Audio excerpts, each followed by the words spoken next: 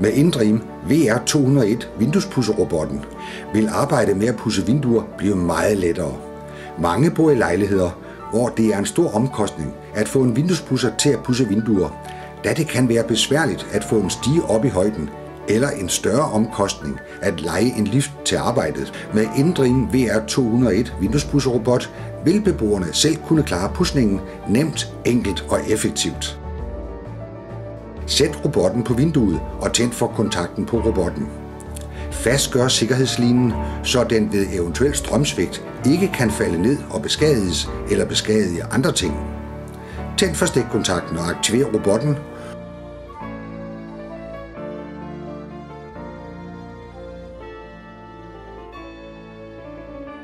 Når robotten er færdig, vil den udsende et lyssignal, og du kan flytte den til et andet vindue.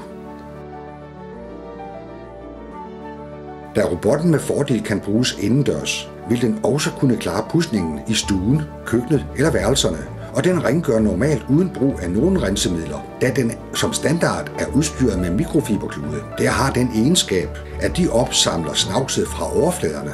Dermed vil der ikke komme fugt eller vand i vindueskarme, men alt vil være rent og pænt efter hver pudsning, uanset om den har arbejdet udendørs eller inde i lejligheden.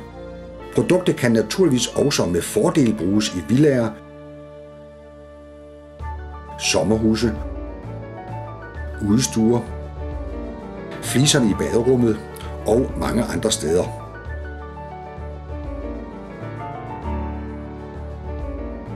Med Indream VR201 vinduespudserrobotten kan du nyde tilværelsen, mens den gør arbejdet for dig, til glæde for dig.